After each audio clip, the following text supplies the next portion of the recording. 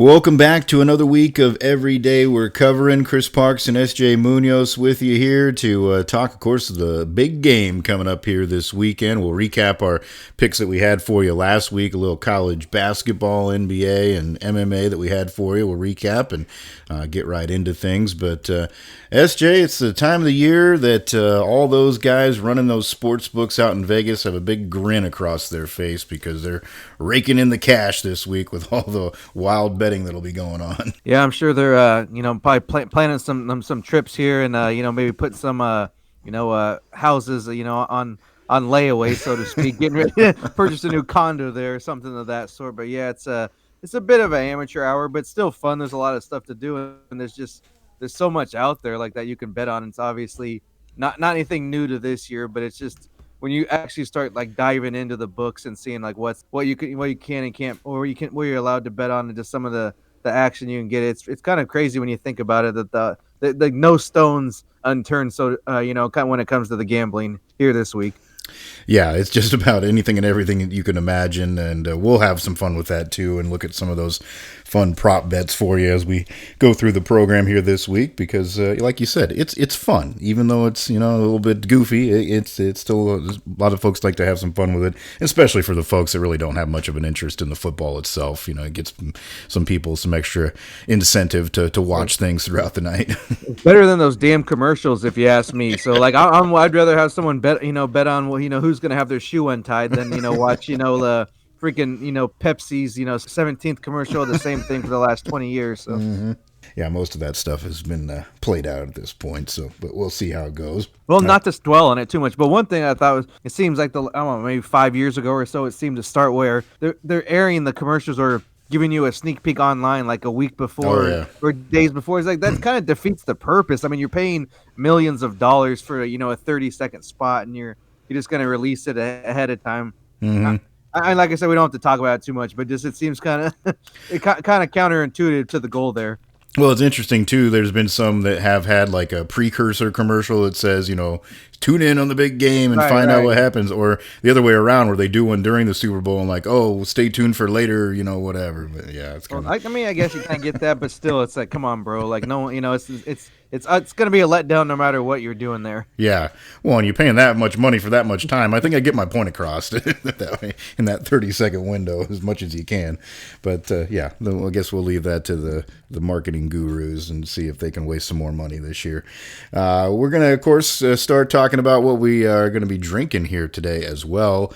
And, of course, you might have some ideas yourself of what you might be doing this upcoming weekend. I know it's not only, of course, a popular gathering type of holiday, but it's a popular food and drink holiday as well. So a lot of people will be having some good eats, and I'm sure pouring down some different beverages as well. I went back to the well, so to speak, here this week, and I got back on a seasonal favorite that I happened to stumble upon again. I was in the store actually looking for your Prairie Artisan Ales beer there from last week. I didn't find I found some of their stuff, but I didn't find the one that you had there. So this caught my eye again. It's like, well, they still had some Cranberry Tank 7 on the shelf, and I'm like, all right, I'm going back to that. I'm going to have a few more of those for the season, cap off the winter, and then I'm sure I'll be tracking down some different stuff after that. How about yourself? Actually, I'm kind of the opposite here for me. Like, I don't typically. I try to try new things. It just doesn't seem to happen as much as I would like unless I'm traveling or somewhere like on vacation type of thing. But I came across this. It's called the Cali Squeeze Blood Orange. I guess that's the name of the brewery is Cali Squeeze, as far as I can tell. They don't have the best labeling here. Trying to read a little bit. Oh no, here we go. It's the I've heard of this one. They got the 805 beer that's really popular. The Firestone Walker Brewing Company. Oh yeah. So yeah, I've been meaning to try that one. I haven't even got to, but I just saw this. I kind of thought of and I've been in the sour mood lately. Literally and figuratively drinking, so figured I'd stick on that kick and got me a blood orange. It's actually a Hefeweizen, but real good. Pretty pleasantly surprised. When you get the new ones, you quite don't know what to expect, and this was a good in that, at least in that way, that it was a very drinkable and quality beer. That's good. Nita went in the right direction there. It's always good when you pick up something new. That's for sure.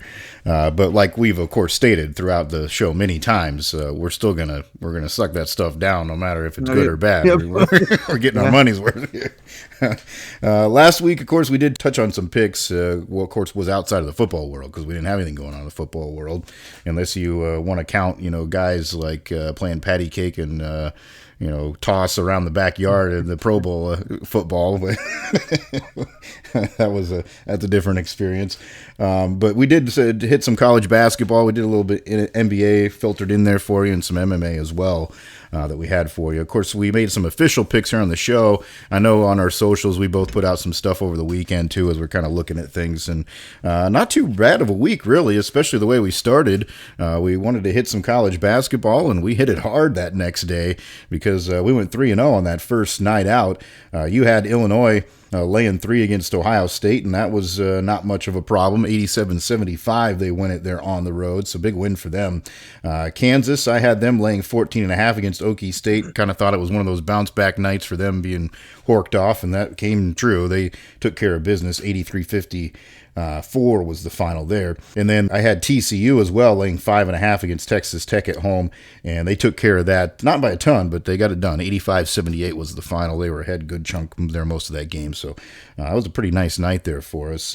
Unfortunately, maybe the end of the weekend didn't go quite as well with some of those other picks you had there, but you're just a little bit short in the NBA and the MMA there for you. Yeah, it's a little off, and honestly, the money line I took was a bit of a long shot, so it wasn't. And it was a split decision, so he was fairly close to pulling it out.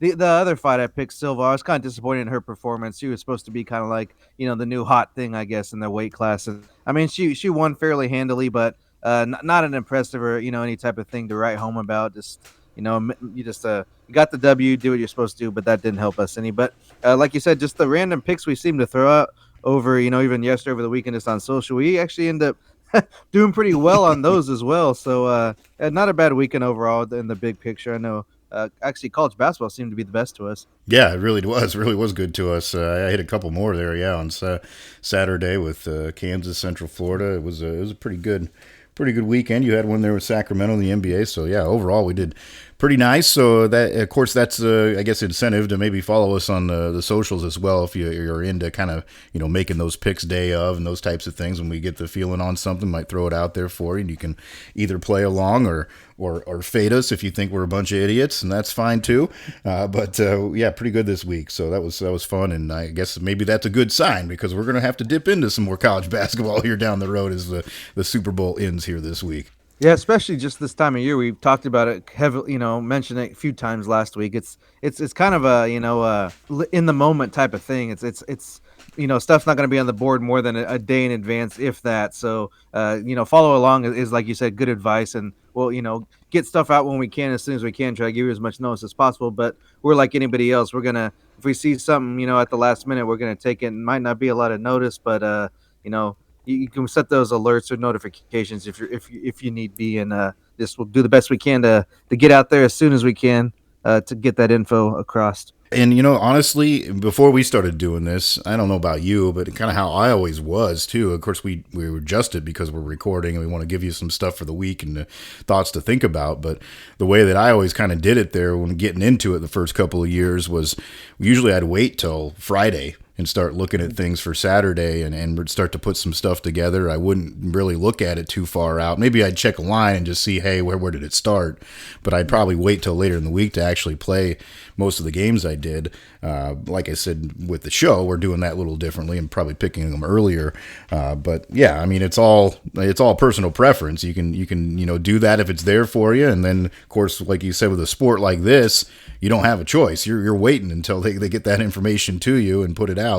And a lot of that, of course, is they're waiting on, injury status. And there are a lot more things I think can happen in the, day to day in the game of basketball because they're playing so many games. So that they've got to do that. But, and of course, they got the midweek games that shake things up. So, but it's interesting. It definitely changes the strategy sometimes for you, perhaps. Yeah, and especially with basketball, it's all sports, momentum's a big thing, but it seems, at least from my perspective, basketball is just to that higher level of momentum. And honestly, preference would be live betting in most cases with basketball, or even right before tip off. Just get a good feel for the game. And honestly, in most of my other outside of like combat sports, most of my bets I prefer to at least be if not up to the moment or as it plays out, just as an advantage. Like you said, it's all personal preference and the strategies and what you have. And this may be a topic we can get into the off season here. Maybe go through our strategies and kind of break it down a little bit further. But just in general, if anybody has the option, I'd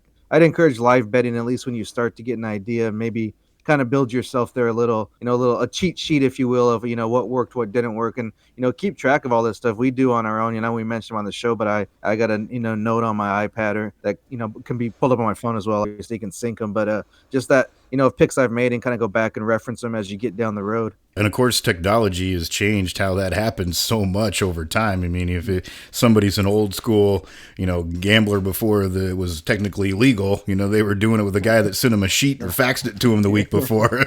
And now it went from that to email, and now to the point where you can bet during the game, unbelievably, because they keep changing that line as it goes along. So yeah, it's a whole different world, that's for sure. Yeah, it might be a little old school too. Like, I mean, obviously, I do a lot of with media or tech that we have these days. But I take pen and paper out very often too, and just break some stuff down before I store just to do my homework, I guess. So that's I think that's still a little bit of that part of it, at least I think, is depending on how your brain works, is it can be an advantage too, just to kind of go ahead and do that, not just go off the sharp guy on Twitter with the good hashtags and just kind of follow blindly. It's not an exact science. There's of course some method to the madness, but do what works best for you is just that would be what I would say. And have some what do you call it, like data points and reference for it. Don't just be throwing it all willy-nilly. Like have a little bit of method to the madness. Yeah, it's probably going to help you the longer, especially if you're sticking to it. That's for sure.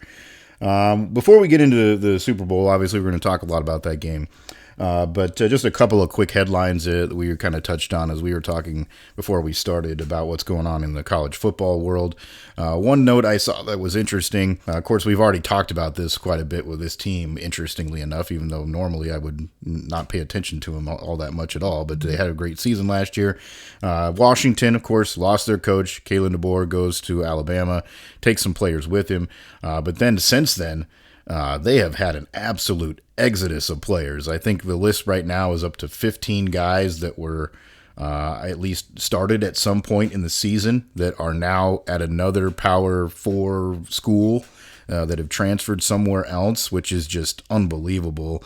Obviously, you could dive deeper into the whole conversation of how this all works, but just that's really unfortunate for a program when you are able to climb to the level of excellence that they were, and now their fan base has just got to be absolutely destroyed because that's not going to turn over now to the next season. Most of those guys are gone. It's going to be a heck of an uphill climb to have any type of good cohesive season next year.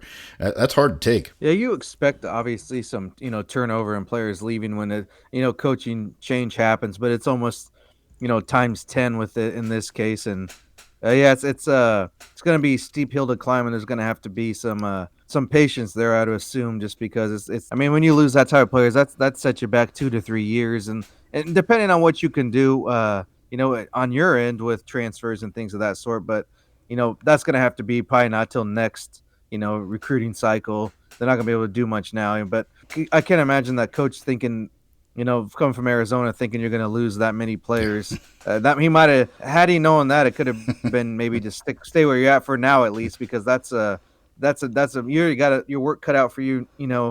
Start changing conferences. Going to kind of trying to uphold the standard they've set, at least in recent years, and then you got to pile this on top of it. That's a tough ask, but I guess that's the position he finds himself in, and just gonna have to find any measure of success that you can here in the early going.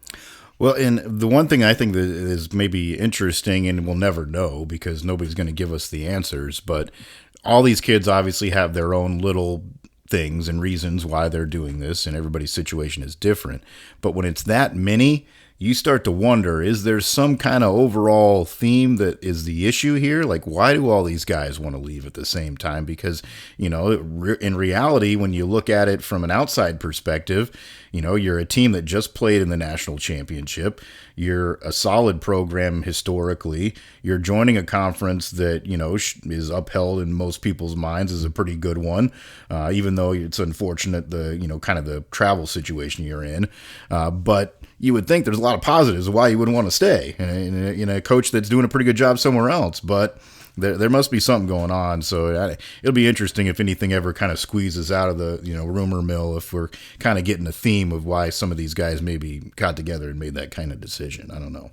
Well, I'm sure the easy answer, everyone's going to point to NIL type stuff, but I think you got to look beyond that.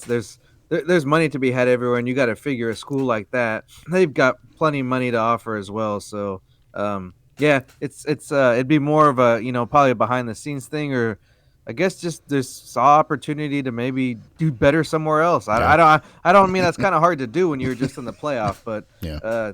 It's hard to it'd be, I guess, a case by case basis, and also you'd have to have some real real answers, some truth come out, and that doesn't usually happen. Well, and another story we were going to touch on real quick. This is something, of course, that has happened before, but it's always interesting and I guess kind of I don't know, disingenuous when these types of things happen. But just recently, within the last month, it was announced that Bill O'Brien was coming over to Ohio State to run their offense, which, of course, Ohio State fans think is great. Here's a guy that's coached in the NFL, had success, been at big-time programs like Alabama and other places. He's got that great experience under his belt. And rumors are that he is interviewing and probably going to be the next head coach now at Boston College. So never even really set foot on campus, I'm sure, there in Columbus to start working with the team. And he's already out the door. He's got Bobby Petrino beat by a few weeks, I guess, because at least he was there a few more weeks other than 4 days. But it's just, why these guys make these kind of decisions. I understand you always got to do what's best for yourself, and we all do that throughout our regular lives. But, when you make a commitment like that, you usually have a pretty good idea in your mind you're at least going to be there a season and not be looking around. But apparently they must have come knocking on his door. I don't know.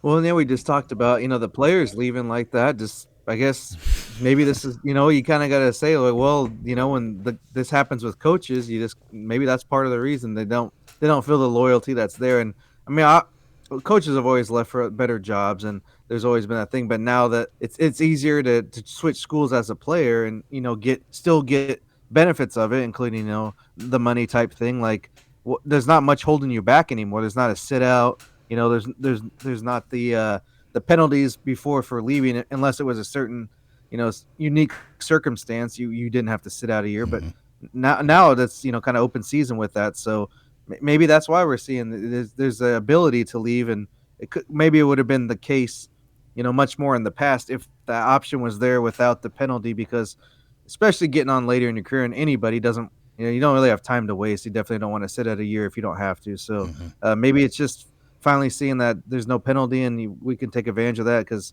coaches have been doing it for years. And, O'Brien might not be the last one before the season starts. Yeah. Somebody else might be switching jobs next week. So who knows? I guess we'll stay tuned for that. Yeah, that's very true. You brought up an interesting point, though, too. It may have been in the back of his mind that, kind of Ryan Day's like, this is his season. He's brought in all these dudes. They got to do something this year. If they go and lose to Michigan again, is the fan base, the hook's gone, so then you're probably out the door with him. So he's probably thinking, well, maybe I just go take this other little cushy head coach job and this might be better. Yeah, interesting. I don't know. It's lots of facets that play into that stuff, but it's always kind of funny, I think, when that happens, when a guy's there for not even a hot minute.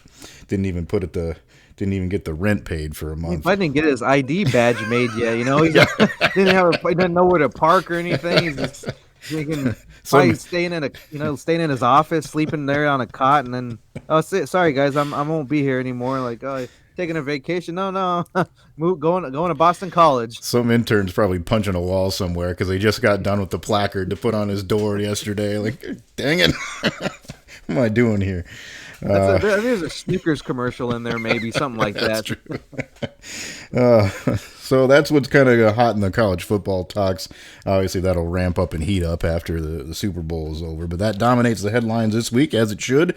Always one of the biggest games, football games of the year. And they started, of course, their media all rundown here yesterday, and today they were doing press conference interviews and having some fun with that. But talking about the game itself, of course, we'll touch on some fun parts of it, and then we'll get into the actual game pick here as well. But so most of the time, you're going to be able to find all kinds of different prop bets. So whether it is the book that you're using on your app, you can go out and find usually sheets that are put out by different groups and organizations. And I know you sent me one earlier this week that kind of gave a little bit of the rundown of what's expected here this week for some party props, and sometimes it's just general things that you could just do in your home, with your buddies if you're there having a party. You all bet on who's going to win the coin toss or whatever, and have some fun with it. So there's lots of different options, I guess, to go about enjoying this. Is the point? Oh yeah, this is we actually. I mean, we're not promoting gambling at a young age, but this is one we like to get the kids involved with because it's fun stuff. Like color the Gatorade, Yeah. coin toss. Easy, like you don't have to really know anything. So tack a little $5 bill up on the fridge and say winner takes all type thing. So if you want to get the family involved, get granny involved, and whoever else. It's a good time with that. Make things interesting because we've seen in the past.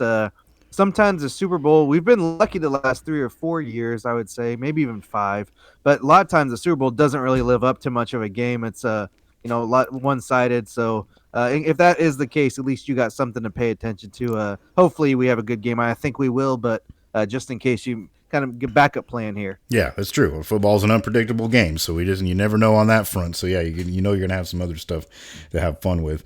A few of them that I kind of pulled out of the list here from this party prop sheet that I was kind of taking a look at. First one, of course, that's always fun. I think just to get anybody involved in is the coin toss. Whether it's heads or tails, that's always an easy one you can go with. I'm feeling tails this year. I don't know why, but the old standby, tails never fails. So I'm going tails. So I think that one's fun. The couple that I did see that are kind of more on the insight side of things. They had one for length of longest field goal, and it was over 46.5, and I would take that. Be taking the over on that deal because you've got a great kicker in Harrison Butker for the Chiefs that consistently drills them from that range. And then, of course, on top of that, too, they also asked, who do you think, what team will kick the longest field goal? So I'm going to go with that over 46.5, and I'm going to go with the Chiefs because I think they'll give Harrison Butker a crack at a 50-yarder at some point during the game, and he'll knock it home because he's a pretty reliable dude. So that was one that I thought was pretty interesting. Is there any others that you saw there that were kind of itching your trigger? Well, of course, let's just get the game started as early as possible because that pregame show that probably started 8 a.m. Good God, and go all day, and you kind of getting excited. Get about noon, 1 o'clock. The game's about to start because typically that's where a lot of on a weekly basis is noon. Like I said, we're gonna talk about Central Time. That's where we live. Noon is when things get going. So my brain's especially on Sundays is wired to say, okay, noon football time, right? So we got to wait about another 5 hours, which always sucks. Yeah. I know there's been, sorry not to get off on a rant here, but I know there's been some, of the bigger names in the sports media world kind of saying, this should be on Saturday. I don't disagree with that, but at the same time, at the minimum, can we move it up to maybe like 3 o'clock? Yeah. 2 or 3, something like that. Because most people do have to work the next day, and it's just like, I don't know, do we really need 5 hours or probably like 8 hours of build up, maybe even longer than that? So. Yeah, but NFL just to get Network's that going a little quicker, I'll start. Let's do it with that anthem bet, national anthem. I think this one, like you said, they're all going to differ. Some have different time on it. This one is just in the seconds. I don't know why it's not minute, but it's 87.5 seconds. I think old Reba's going to draw it out there. I'm going to say she goes over on that one. I think that's kind of an easy pick there. I'm probably going to be wrong because I said that, but I think he'll go over. I'm with you on that one because I looked it up. The average over the years is 103 seconds. So that's pretty good over that number. I mean, they're shooting pretty low. And Reba's not known for quick, concise Oh. speech. So Yeah, she's gonna put on a show. I mean, even at her stage, yeah. she likes to draw a crowd. I would think. And of course, got to do the Gatorade, right? Hmm. That's kind of. I mean, of course, that's a long sweat for that one. You got to wait it all out. And sometimes we've seen in the years that they haven't shown it, but I think still eventually the word gets out and there's always a winner. Just can't have any type of rhyme or reason to that. But I'm both teams have red in their uniform. It's a main color. I'm gonna say it's gonna be red Gatorade. On this sheet, they have water, clear, or orange as one option, and then any other color. So just look at your sheet. If there's red's an option, pick red. I'll just do any other color. Obviously, that kind of gives me a few more options than just red. But if I had to just pick a color, I'd go red on that one. And then last one, just MVP. Who would be the MVP on this sheet? I'm going quarterback's going to get it either way. Yeah. That's your option. Quarterback or near the position. It's like I said, not a stretch, but seems pretty obvious there. So it'll probably go the other way. It has been a quarterback most of the time. I think I looked through the last like 10. There was a couple wide receivers. Cooper Kupp a couple years ago was one of them. And then there was a linebacker at 1.2 because of a big play. I think that was with the Patriots when they had won. So, yeah, it's usually, though, the quarterback. It's pretty good odds that you're going to go that way. One other one that I'll throw out there, and this can kind of go, I guess, more towards the you're probably seeing different numbers on your actual book for this too, is the over-under on yardage for the quarterbacks. I am going to go I hate to say this because I want this to be an explosive affair and I want to see all kinds of points and all kinds of stuff, but I think both quarterbacks are going to stay under the numbers that I saw on the sheet that you sent me. 245.5 for Brock Purdy, 260.5 for Patrick Mahomes. I like the under on both of those, even though that number for Brock is a little bit lower. He has been over that. I looked to the last two games, or in the playoffs. He's gotten just a little bit over that. But I think he's playing a better defense than he's played so far than any of them that he has played. And you got to think that McCaffrey's going to be a kind of a highlight guy in this game too. So I would say that goes under. And then for Mahomes, he hasn't reached that number because I've been bit by that. I've bet the over a couple of times on his yardage, and he hasn't gotten there. They're winning the games, but he's not throwing for the kind of yards that you expect him to.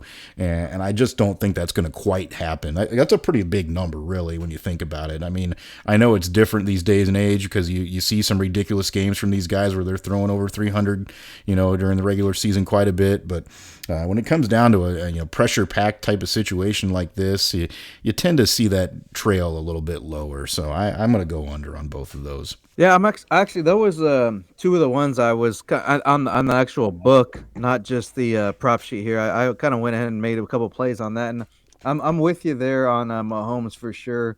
I had his season average at about 239 yards. Yeah.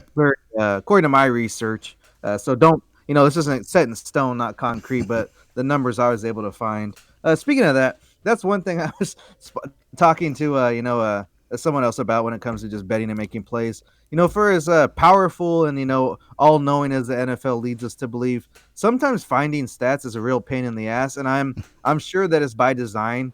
They don't want you to, especially with the kind of the programs out there with analytics and the platforms you can use and things of that sort. I'm sure there's just kind of the bare bones that they can give you. They're not going to try to give us any advantage when it comes to making plays, but it is a little bit frustrating at times when this is more of it's not supposed to be a full-time thing.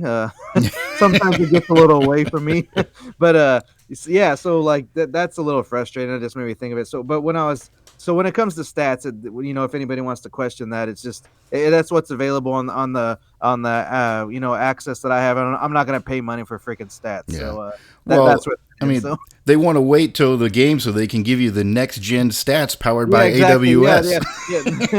Yeah, that was such call that a marketing ploy, if you will. That was that was kind of pulling the wool over our eyes with that one, weren't they? So but back to the pick, I guess. I had Purdy about 260 yards a game, basically, is what he's averaging for the season. Against Green Bay, he threw for 252, and then against Detroit, he had 267.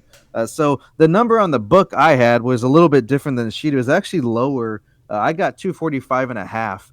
Oh, for okay. his number. So I took the over on that, thinking even 247, 250 isn't a huge number, Yeah. but he would definitely hit the over on that. But I'm with you on Mahomes on the under.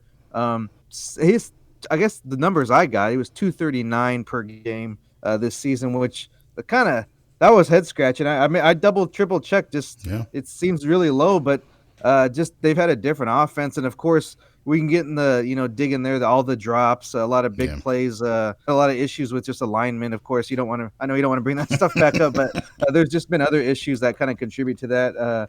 And the number I had was also higher, but just by a yard, 261 and a half.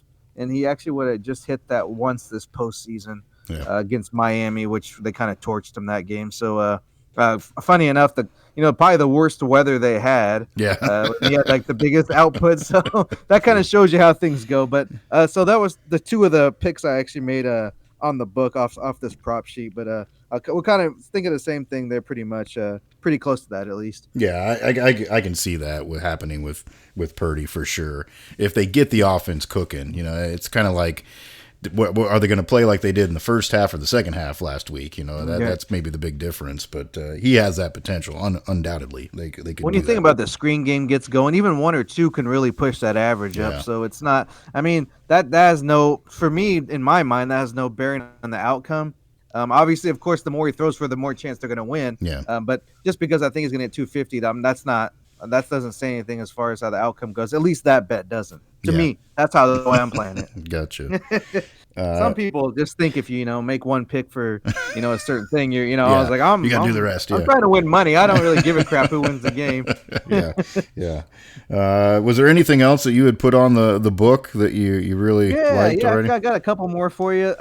So you think about it, like, so the anytime TD, like that's kind of like seems obvious with a couple players, and of course everybody was pretty much minus a big number. The usual suspects, the three I was zeroed in on was McCaffrey, Kelsey, and Pacheco.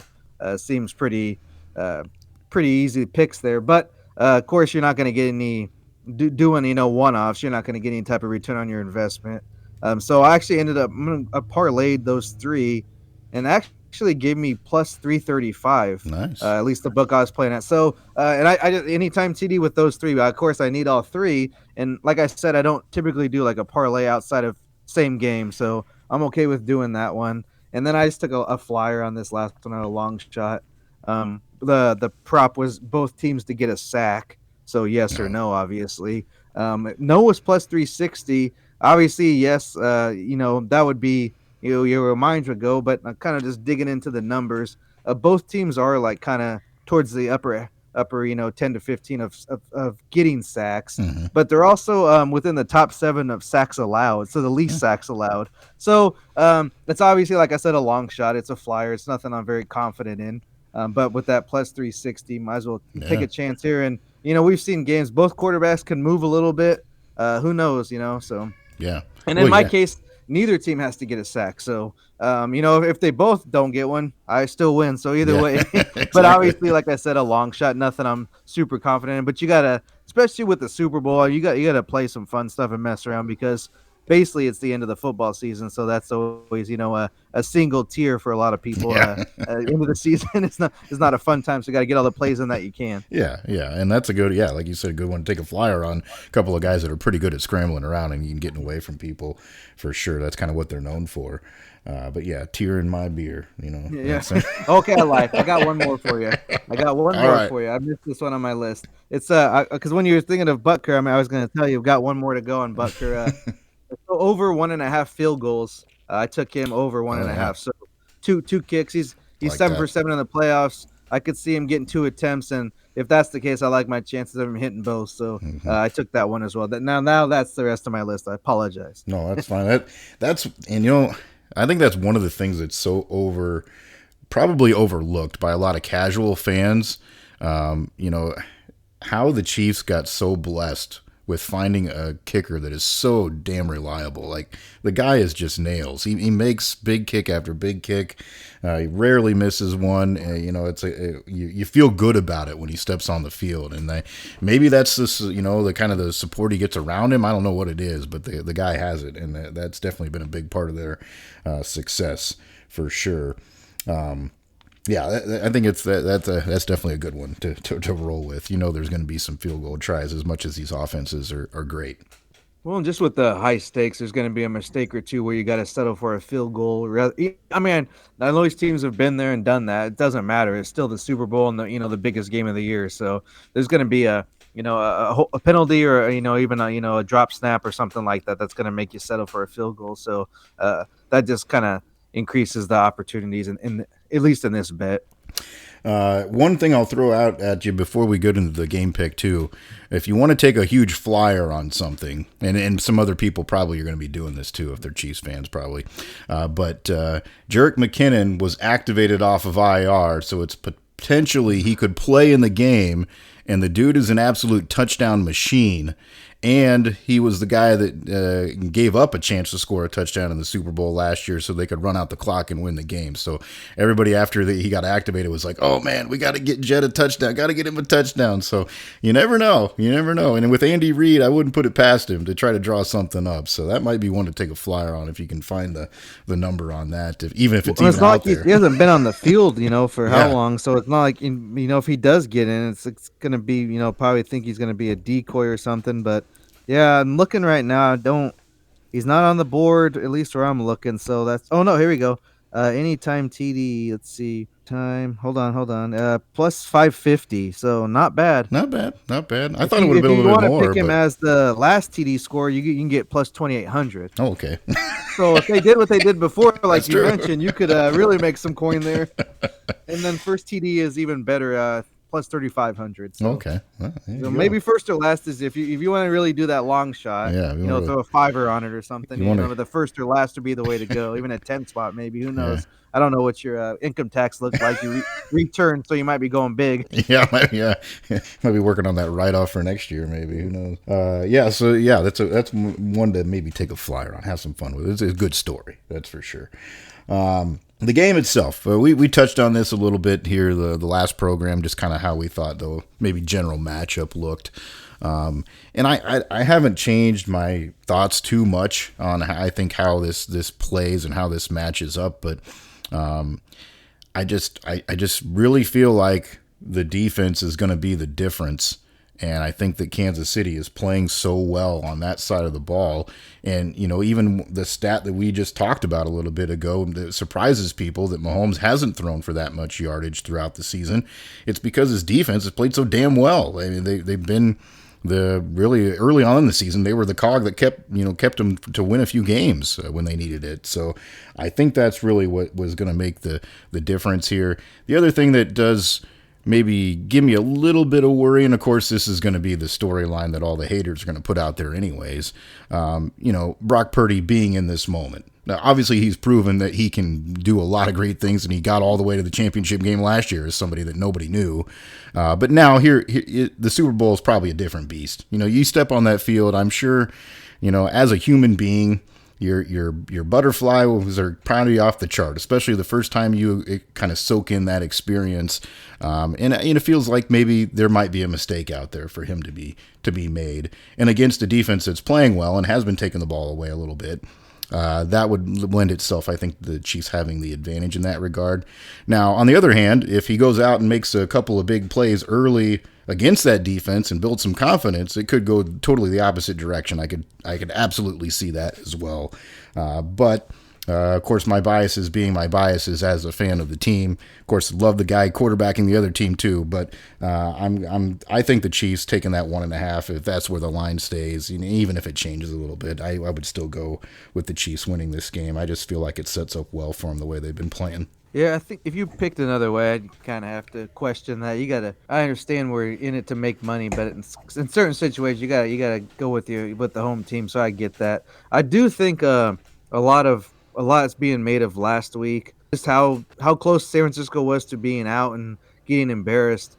short memories. We just kind of remember what happened, yesterday. And forget about the past, 17 weeks prior. Yeah. So I do think I love and what that's what we have to talk about. What you're only as good as the last time you're on the field. So I see both sides of that argument. I do think that's been a little bit overplayed a little bit, but I also do think that it's possible that the KC has maxed out.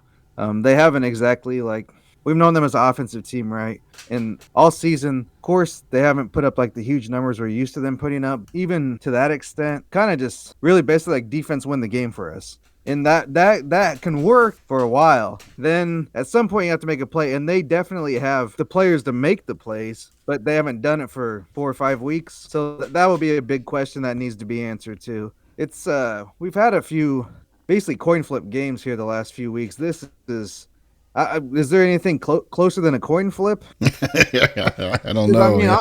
I don't even that doesn't even do it justice in my mind. Like Yeah. it's razor thin.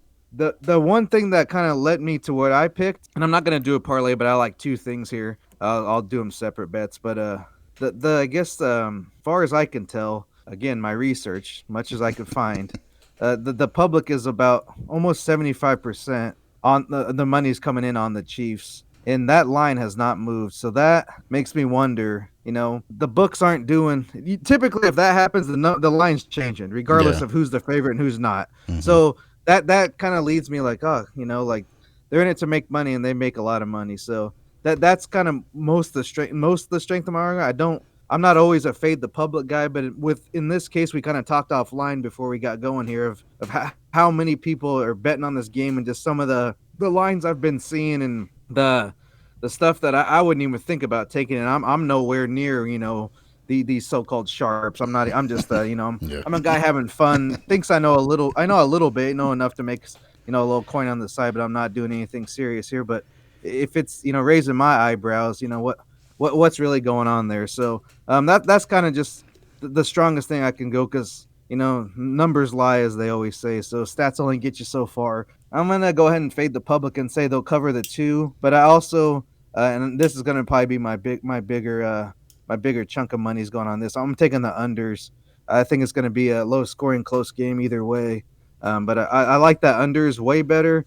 But I'll go ahead and just the public just doesn't know what they're talking about in most cases, myself included. So I'm gonna go ahead and go against them. I think that's probably, you make logical arguments on both sides of that. I don't disagree with that.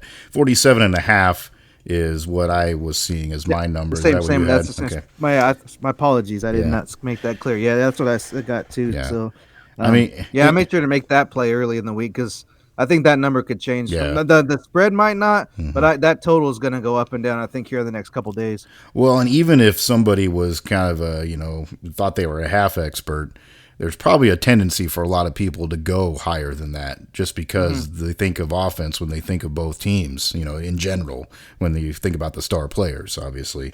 But yeah, I mean, it just hasn't gone that way this playoff season. I don't know why that is. I mean, of course, there were some points that got put up that game for San Francisco as it got going later that game, but just in general, it seems like most of the games have been lower than most people have expected.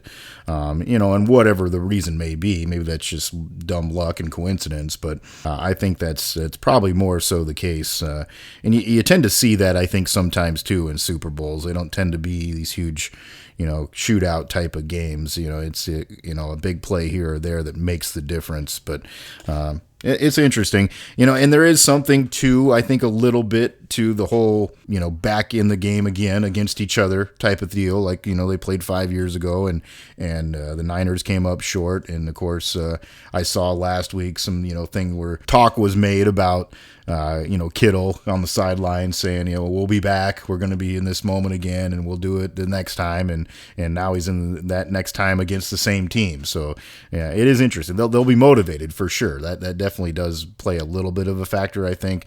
The other thing too, if I am going to argue against my own team, I would be concerned a little bit about who those guys are that are going to step up outside of Travis Kelce and make those plays. And that's been the kind of the thing all year long. Now they've done it here in the postseason. Marquez Valdez-Scantling hardly catches a pass all season, and he's catching 3-4 huge balls a game here in the postseason. So that's been different. I think Rashee Rice has to have a huge game for the Chiefs because they need that other guy on the outside to do something somewhere, and I think he's the most likely to be able to do that and break out just because he's kind of younger guy, has a little more pep in the step type of thing. But yeah, they're going to have to get creative, but I don't know. I just feel like every time I've been maybe concerned or doubted that Patrick Mahomes is going to get it done, he's gotten it done. So it's going to be one heck of a football game. I can see this being really entertaining, and ultimately that's the goal. That's what the NFL wants. That's what everybody wants, is to see a good game. And I think this time we probably are going to get it. Well, and that's the thing too. If you listen to my rationale, had nothing to do with the game, because if it comes to the game, I just can't justify betting against the Chiefs the run they've been on. So that that's kind of why I had to lean on other areas to come to that conclusion, because this wasn't what numbers wise and all that stats. Just they've kind of what do you want to say? Debunk the numbers, if you will. And just kind of buck the trend, I guess. Kind of saying something like that. It is so in gambling, you don't want to be in the crowd. You want to and sometimes people go to that.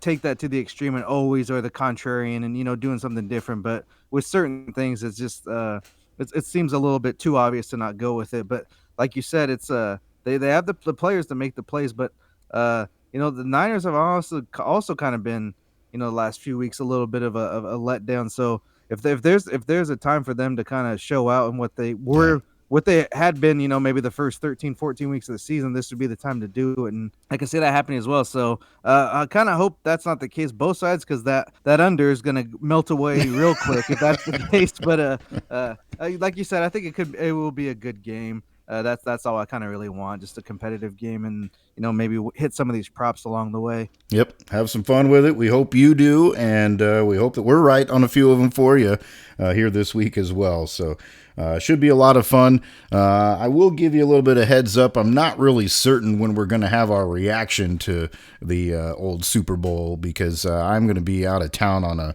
a business affair, so I'm not sure when we're going to get to record again after the program. So don't freak out if you're looking for us right away afterwards, and maybe the Chiefs lose and you're going to think something happened to me. But no, I'm going to be all right either way. But we'll get to it, and hopefully down the road next week sometime. So just be on the lookout.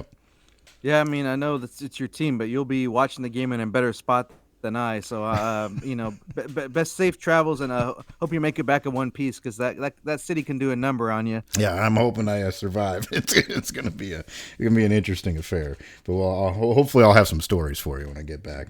But yeah, we'll of course get you the graphic up online. So if you want to follow us on our socials, at SJM Bets, at Cherokee CP, that's our handles on Twitter.